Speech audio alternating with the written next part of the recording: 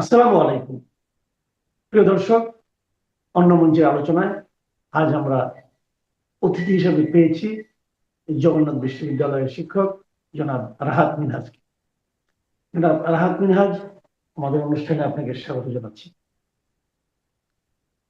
জনাব রাহাত মিনহাজ, আমরা শুরুতে, যদিও এই মুহূর্তে আমাদের সামনে নির্বাচন এবং নির্বাচনী প্রচারণাও আজকে থেকে শুরু হচ্ছে, এই নির্বাচনটাই মূলত সবার মনে এটা নিয়ে আলোচনা হচ্ছে। কালকে দেখলাম যে বিএনপি তাদের থিম সং প্রকাশ করলো, মানে নির্বাচনের নতুন একটা মাত্রাও যেন দেখতে পাচ্ছি। কিন্তু তারপরেও আপনাকে আমি যে বিষয়টা নিয়ে প্রথমে আলোচনা করতে চাই, সেটা একটু রাজনীতির বাইরে, কিন্তু হয়তো রাজনীতি আছেও একটু। এটা হচ্ছে যে বিশ্বকাপ ক্রিকেটের T20 ক্রিকেট যে বিশ্বকাপ হচ্ছে আগামী মাসের 7 তারিখ থেকে শুরু হওয়ার কথা। সেই বিশ্বকাপে বাংলাদেশ দল খেলতে পারবে কি পারবে না, আজকের মধ্যেই আইসিসির দেওয়ার সময়সীমা শেষ হয়ে যাচ্ছে। 24 ঘন্টার মধ্যে বাংলাদেশকে জানাতে বলা হয়েছে তারা সেখানে খেলতে যাবে কিনা। এটা এখন তো মোটামুটি সবাই জানে যে মুস্তাফিজ ইস্যুকে কেন্দ্র করে এত কিছু। বাংলাদেশ বলেছিল যে আমাদের ভেন্যু চেঞ্জ করে দাও, তো তারা চেঞ্জ করে দেয়নি এবং এই সময় দেওয়া সম্ভব নয় বলে তারা জানিয়েছে। এবং আইসিসির মানে বোর্ডে ভোটের মাধ্যমে তারা সিদ্ধান্ত নিয়েছে যে বাংলাদেশের এই দাবি অথবা আবদার যাই বলি না কেন তাদের পক্ষে রাখা সম্ভব না। বাংলাদেশকে জানাতে হবে তারা এই আগের ফরম্যাটে খেলবে কিনা, না খেলে তারা সেখানে বিকল্প দল নেবে। এই যে বাস্তবতা, এই বাস্তবতার মধ্যে অনেকে রাজনীতি করছেন, অনেকে বাংলাদেশের গড়তুমির পেছনে আত্মসম্মানের ব্যাপারটাও দেখছেন। সব মিলিয়ে আপনার কাছে এই ক্রিকেটের এই রাজনীতিটা আপনি কিভাবে দেখছেন? আমি প্রথমে আমার অবস্থানটা পরিষ্কার করে নিই। আমি ব্যক্তিগতভাবে মনে করি বাংলাদেশের এই বিশ্বকাপ খেলা উচিত, এবং যদি শ্রীলঙ্কায় খেলার সুযোগ তৈরি হতো সেটা খুব ভালো হতো। কিন্তু সেটা যদি একদম তৈরি না হয়, আমি ব্যক্তিগতভাবে মনে করি যে আসলে ভারতে যেই বাংলাদেশের এই বিশ্বকাপটা খেলা উচিত। তার কারণ দুটা। প্রথম কারণ হচ্ছে, দেখেন, ভারতের সাথে আমাদের একটা রাজনৈতিক টানাপোড়েন চলছে, এবং সেই টানাপোড়েনের মধ্যে দিয়ে আমরা নানা ধরনের সংকটের মধ্যে আছি। এটা অস্বীকার করার কোনো উপায় নাই। কিন্তু আমাকে দেখতে হবে যে আমি যে যুদ্ধে লিপ্ত হচ্ছি, সেই যুদ্ধে কোন ডিসিশনটা নেয়ার ফলে আমার লাভ হচ্ছে না ক্ষতি হচ্ছে। আমি ব্যক্তিগতভাবে মনে করি এই বিশ্বকাপ বয়কট করা মানে হচ্ছে বাংলাদেশের একেবারেই মোটা দাগে প্রথমেই সরাসরি বড় একটা আর্থিক ক্ষতি হবে। আর দ্বিতীয়ত, আমরা আগামীতে আমাদের ক্রিকেটের ভবিষ্যৎটা একটা ঝুঁকির মধ্যে পড়তে পারে। এটা আমার অ্যানালাইসিস। এর কারণ দুটো আমি দুটো আপনাকে দুটো ছোট আমি মানে আপনি একটা আচ্ছা, আপনি বলেন আমি পরে এটা হ্যাঁ, আলোচনা আমি করবো। একটু দুটো তথ্য আপনাকে তুলি। দেখেন, এই জি। বিশ্বকাপে না খেললে প্রথম বাংলাদেশের ক্রিকেটের আর্থিক ক্ষতিটা কি। প্রথমত হচ্ছে, আইসিসি সদস্য হিসেবে বাংলাদেশের এই বিশ্বকাপে যোগ দেওয়ার মাধ্যমে পাঁচ পাঁচ লাখ আপনার ইউএস ডলার পাওয়ার কথা, নাম্বার ওয়ান। এর সাথে 2 লাখ হচ্ছে প্রাইজ মানি। তার মানে হচ্ছে 7 লাখ ইউএস ডলার সরাসরি বিসিবির পাওয়ার কথা, নাম্বার ওয়ান। নাম্বার টু হচ্ছে, আপনি যদি ম্যাচ জিতেন, আরো যদি ভালো ফলাফল করেন, তাহলে আপনার আরো কিছু অর্থ পাওয়ার কথা। Number two. নাম্বার থ্রি হচ্ছে, বাংলাদেশের ক্রিকেটাররা প্রত্যেকটা ম্যাচ খেলার জন্য, T20 ম্যাচ খেলার জন্য খুব সম্ভবত 2,30,000 থেকে 2,50,000 টাকা প্রাইজ মানি পান। হ্যাঁ, সেই প্রাইজ মানিটাও তাদের আসলে পাওয়ার সুযোগ থাকছে না।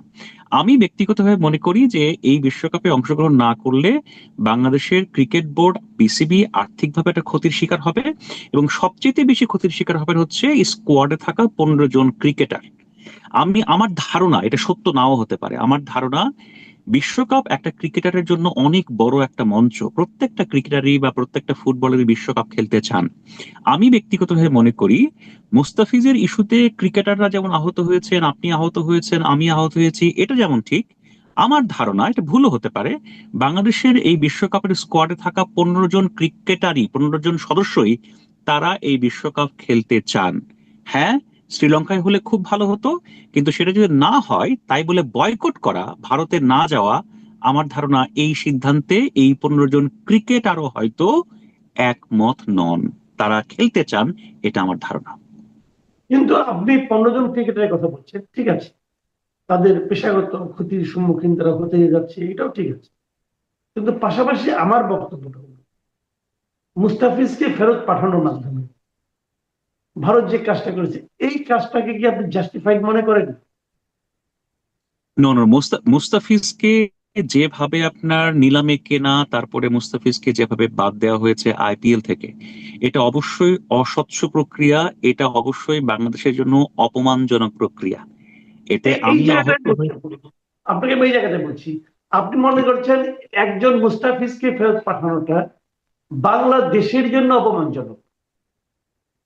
মুস্তাফিজের জন্য তো আমি বটেই, কারণ মুস্তাফিজ তো পার্ট অফ বাংলাদেশ। রাইট। মুস্তাফিজের জন্য তো বটেই, কিন্তু কেবল মুস্তাফিজের জন্য না, পুরো বাংলাদেশকে তারা অপমান করেছে। কিন্তু আচ্ছা, এটা যে করলো, এখন এটা যদি বাংলাদেশের পুরো দেশের গায়ে লাগে, দেশের মানুষের গায়ে লাগে, তার প্রতিক্রিয়া কি দেশের মানুষ দেখাবে না? তার প্রতিক্রিয়া দেশের মানুষও দেখাবে। তারপরে হচ্ছে আপনার, আমি বলি সরকারও দেখাবে, বিসিবিও দেখাবে।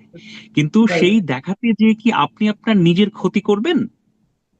আপনি কি না, সেই ক্ষতি দেখাতে ক্ষতিটা আপনি আপনার কোথায়? আমি আমি আপনার সঙ্গে কিন্তু একটু কুতর্কই করছি।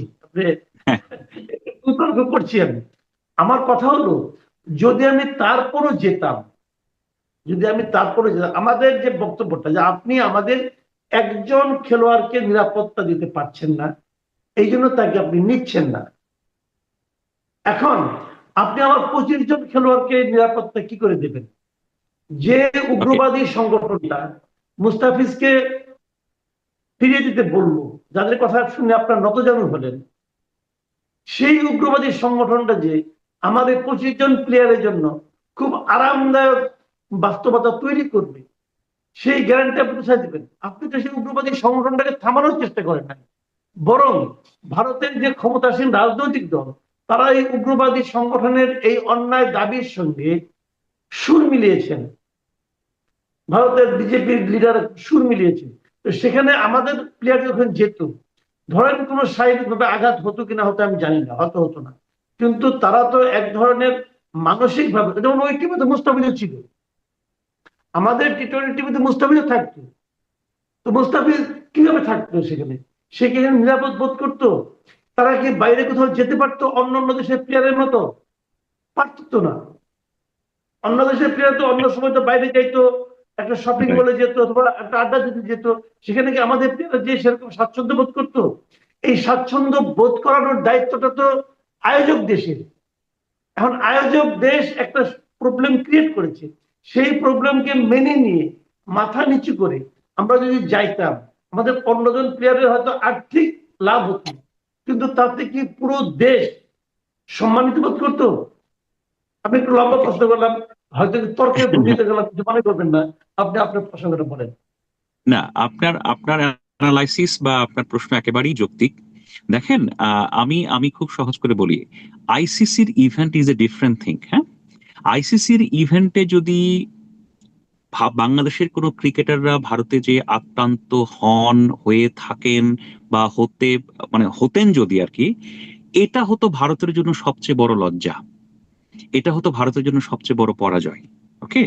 তো আইসিসির সাথে আইপিএল কে মিলিয়ে আমরা যে সিচুয়েশনটাকে সামনে এখন ফেস করছি, আমার কাছে মনে হয় এখানে টেকনিক্যাল একটা ব্যাপার আছে। এই টেকনিক্যাল ব্যাপারে আপনি যদি আইপিএল কে কেন্দ্র করে আইসিসির ইভেন্টকে আপনি যদি বয়কট করেন, এতে বড় ক্ষতিটা বাংলাদেশের বা আপনার আমার বলে আমি মনে করি।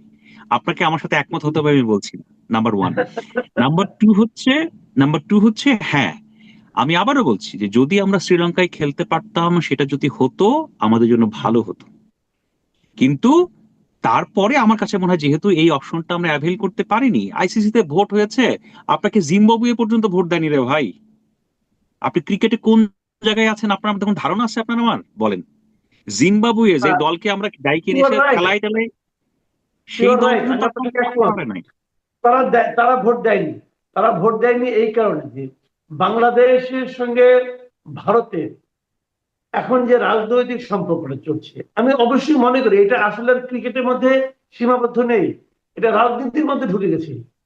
এবং মুস্তাফিজকে ফেরত পাঠানো কিন্তু ক্রিকেটীয় কারণে নয়, রাজনৈতিক কারণে। এখন এই যে রাজনৈতিক যে টানাপোড়েনটা, এটা তো জিম্বাবুয়ের পক্ষে বোঝা সম্ভব না। রাইট। এটা তো আমাকে একটু জিম্বাবুয়ের পক্ষে একটু বোঝা সম্ভব না। জি, আমাকে একটু বলতে দেন। জি জি রাজনৈতিক যে প্রেক্ষাপট আপনি কথা বলছেন, এই রাজনৈতিক প্রেক্ষাপটে সকল দেশপ্রেম বলেন, ভূমিকা রাখা বলেন, সকল কিছু মেনে চলার, দেখানোর বা ত্যাগ স্বীকারের দায়িত্ব কি ক্রিকেটারদের, বাংলাদেশ ক্রিকেট বোর্ডের? আপনি রাজনৈতিক কথা বলছেন, এই ইনূস সাহেবের সরকারের সময়ে বাংলাদেশে সবচেয়ে বেশি আমদানি বেড়েছে কোন দেশ থেকে? ভারত থেকে। জি। Number one. শেখ হাসিনা যে পরিমাণে আপনার ইলিশ পাঠাইতো, তার চাইতে দুই তিন গুণ বেশি ইলিশকে পাঠিয়েছে এই সরকার। জি। আদানির সাথে আপনার বিদ্যুৎ চুক্তি, যে বিদ্যুৎ চুক্তিকে বর্তমান সরকারের সাথেই আছেন, অনেক লোক বলছেন এটা হচ্ছে একটা বাংলাদেশের জন্য ভয়ঙ্কর খারাপ চুক্তি, বাংলাদেশকে বেচে দিয়েছেন, বাংলাদেশকে ধ্বংস করে ফেলেছেন। এই চুক্তি বহাল রেখে শেখ হাসিনা সরকারের আমলে টাকা যতটা দেরিতে দেওয়া হতো, তার চাইতে আগ বাড়িয়ে আব্বা হুজুর করে ইন্ডিয়াকে, আদানিকে টাকা কে দিচ্ছে? এই সরকার। এই সরকার। গুড। তাহলে আপনি আপনি সব জায়গাতে আপনি ছাড় দিচ্ছেন আর কি, হ্যাঁ?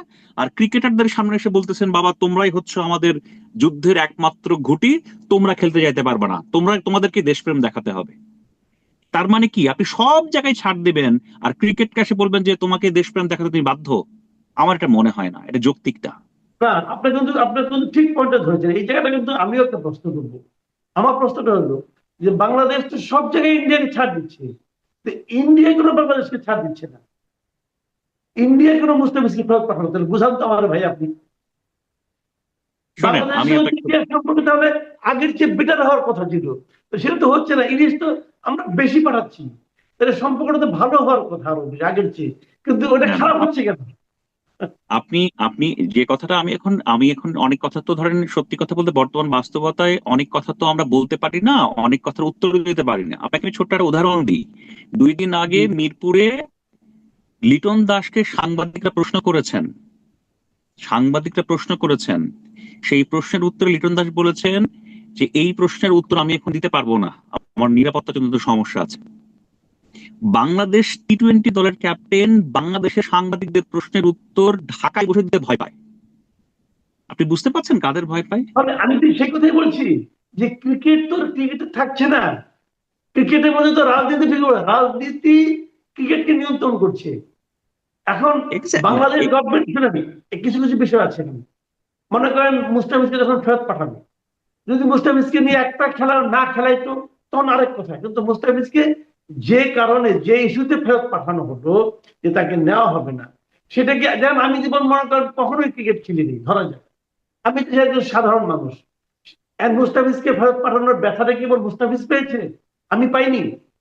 আমি তো পেয়েছি। আমিও পেয়েছি। আমাকে আমিও আমাকে পেয়েছি। এই পেইন দেওয়ার অধিকার ভারতকে কে দিল? এবং ভারত তো কোনো লজিক শোনেন, দেখালো না। ভারত তো লজিক, সেক্ষেত্রে আমি কি অপমান বোধ করবো না? আপনি বলেন। আমি একটা ছোট্ট কথা বলি আপনাকে, দেখেন, মুস্তাফিজকে ফেরত পাঠিয়ে তারা কিন্তু বেসিক্যালি বাংলাদেশকে অপমান করেছে। কথাটা বেশ ক্লিয়ার। এখন মনে করেন আমার বাবার সঙ্গে আমার আমাদের প্রতিবেশীর যে গৃহকর্তা, তার সঙ্গে একটা ঝামেলা আছে। উনি একদিন বাজারে যে আমার বাবাকে অপমান করছে 20 জন লোকের সামনে, ধরেন করছে, করে নিয়ে পরের দিন আবার আমাকে বলতেছে, এই আমাদের বাসায় এসে দাওয়াত খেয়ে যাও। আমি যাবো দাওয়াত খেতে। না, আমি আমি আপনার সাথে এই কনটেক্সটের ব্যাপারে আমি একমত। আমি এখানে আমার দ্বিমত নেই, মোস্তাফিজকে বাদ দেওয়াতে আমিও কষ্ট পেয়েছি। কিন্তু বাস্তবতা হচ্ছে, যখন ইন্টারন্যাশনাল লেভেলে আমি নেগোশিয়েটিং টেবিলে থাকবো যে আমি এটা করবো এটা করবো, সেই করার ক্ষেত্রে আমাকে দেখতে হবে যে কোনটা করলে আমার ভালো, কোনটা করলে আমার খারাপ। এখন বাংলাদেশের ক্রিকেটে বর্তমানে দাঁড়িয়ে আছে যে অনেকেই মনে করতেছে যে আমি যাব না, আমি দেশপ্রেম দেখাবো, আমি আমার ভালোবাসাটা বা আমার আবেগটাকে আমি রাখবো। যারা এই পথে আছেন বা এই যুক্তিতে আছেন, তাদের প্রতি আমার শ্রদ্ধা, আমি শ্রদ্ধা পোষণ করি তাদের মতামতের প্রতি সম্পূর্ণভাবে। কিন্তু আমি ব্যক্তিগতভাবে মনে করি, ক্রিকেটের এই ওয়ার্ল্ড কাপ বাংলাদেশ যদি খেলতে না যায়, বাংলাদেশের ক্ষতিটা বেশি, এবং সেই ক্ষতিটা অনেক ক্ষেত্রে অপূরণীয়। আপনি বা অন্য কেউ আমার মতের সাথে একমত নাও হতে পারে। আচ্ছা ঠিক আই হ্যাভ আছে, ফুল এই রেসপেক্ট প্রসঙ্গটা অন। এখানে থাক। দর্শকরা এটা বিচার করবে। এটা আসলে আমার দর্শকরা যেটা ভাববেন সেটাই যে সঠিক তাও না হতে পারে। আপনার সঙ্গে আমি একমত অথবা দ্বিমত অথবা দর্শকরা কি ভাবছেন সে আলোচনা আপাতত আমাদের এই পর্যন্ত থাকবে। আমরা একটু রাজনীতি প্রসঙ্গে আসি। আপনি দেখেছেন যে রাজনীতিতে আমি আগেই বলেছি যে আজকে থেকে আমাদের প্রচারণা শুরু হচ্ছে। আমরা দেখলাম যে মঙ্গলবার দিন জাতিসংঘের একটা নিয়মিত ব্রিফিং যেটা হয়, সেখানে জাতিসংঘের মহাসচিবের উপ মুখপাত্র মিস্টার ফারহান হক তিনি সাংবাদিকদের একটা প্রশ্নের জবাবে কিছু কথা বলেছেন, এবং সে কথাটা আমি একটু আপনাকে পড়ে শোনাই। তিনি বলেছেন যে নির্বাচনে এমন পরিবেশ নিশ্চিত করা গুরুত্বপূর্ণ যেখানে সব ব্যক্তি নির্ভয়ে ও শান্তিপূর্ণভাবে প্রকাশ্যে রাজনৈতিক কর্মকাণ্ডে অংশগ্রহণ করতে পারেন এবং স্বাধীনভাবে ভিন্ন মত প্রকাশ করতে পারেন। আপনি কি মনে করেন ওনার যে এই প্রত্যাশা, এটা আমাদের এই নির্বাচনে আপনি দেখতে পাচ্ছেন? আপনার আমি এই প্রশ্নের সরাসরি উত্তর দেওয়ার আগে আমি আরেকটা কথা বলি। আমি একটা জিনিস লক্ষ্য করছি অ্যাজ এ অবজারভার, বা আপনি যদি বলতে পারেন আমি একজন সংবাদ বিশ্লেষক হিসেবে আর কি। হ্যাঁ, সেটা হচ্ছে আমার কাছে মনে হয়েছে এই সরকার হা না ভোটের হা ভোটটা দেওয়ানোর জন্য এই সরকার পাগল হয়ে গেছে। আমার কাছে এটা মনে হয়েছে তারা তারা মরিয়া হয়ে গেছে। আমার কাছে তাদের এই ভূমিকাটা ভালো লাগেনি। আমার কাছে, আমি আমি আইনের লোক নই, আমার ধারণা এই তাদের এই ভূমিকাটা হয়তো আইন সিদ্ধ নয়। আমার ধারণা, আমি আমি জানি না। কারণ যেখানে হা না দুটো পক্ষর ভোট এবং যে কেউ একজন নাগরিক হিসেবে হাও দিতে পারেন নাও দিতে পারেন, সেখানে সরকারের দায়িত্ব থেকে সরকারের আপনার ইনফ্রাস্ট্রাকচার বেতন ভাতা ব্যবহার করে আপনি মানুষকে হার জন্য আপনি প্রলুব্ধ করতে পারেন না। এটা এটা আমার অবজারভেশন। আমি আমি জানি না এটা ঠিক না ভুল। Number one. নাম্বার টু, বাংলাদেশে যে জাতীয় নির্বাচনটা হতে যাচ্ছে, আমি ব্যক্তিগতভাবে মনে করি এখানে আসলে সব দলের অংশগ্রহণে নির্বাচনটা হওয়া উচিত ছিল। আপনি বলতে পারেন আওয়ামী লীগ, অবশ্যই আওয়ামী লীগের অংশগ্রহণে নির্বাচনটা হওয়া উচিত ছিল। আমি জানি এই কথা শোনার পরে আপনার এই ফেসবুকের বা ইউটিউবের ইয়েতে এসে বহু লোক গালিগালাজ করবে, হ্যাঁ, আমাকে দোষর বলবে, আপনাকেও দোষর বলবে, হ্যাঁ। কিন্তু আমি ব্যক্তিগতভাবে মনে করি যারা অপরাধী, যারা অপরাধ করেছেন তাদের সাজা হওয়াটাও যেমন জরুরি, এবং যে লোকটা নৌকায় ভোট দিতে চায় বা অন্য কোনো প্রতীকে ভোট দিতে চায় সেই অধিকারটা নিশ্চিত করাটাও প্রয়োজন, যেটা আসলে হচ্ছে না এখন।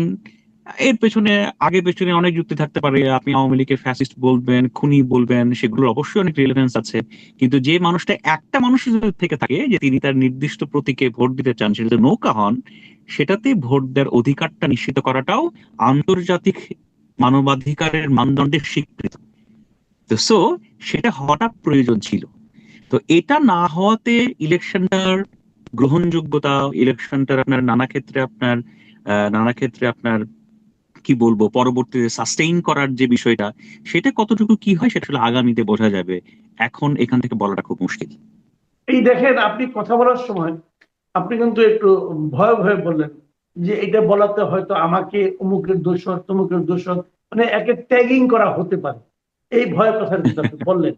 আপনি বললেন আপনি একটা জায়গায় আছেন, হয়তো আমিও বলবো আমারও একটা জায়গার অবস্থা আছে, কিন্তু এদেশের অনেক লোক আছে যারা নাকি ট্যাগিং এর ভয়টার জন্য কথা বলবে না।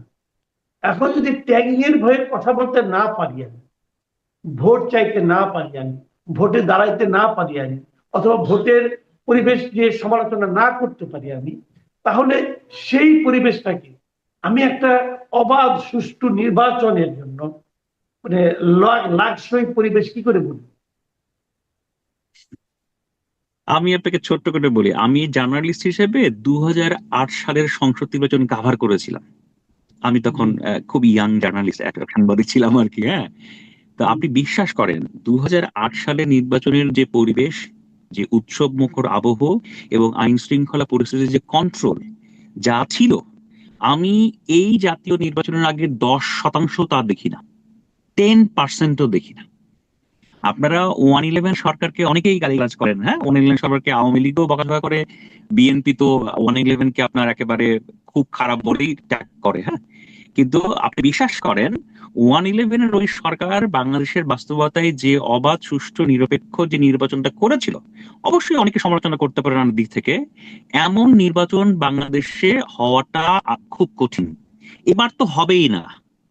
2008 সালে যে জাতীয় আপনি নির্বাচন বলছেন হয়েছে, হবে না, যে আপনি বলছেন হবে না এবার, আমিও ভাবছি না হবে না, না আমি কিন্তু আপনার সাথে একমত, আমি ভাবছি হবে না। কিন্তু আমার আপনার চেয়ে অনেক গুণ গুরুত্বপূর্ণ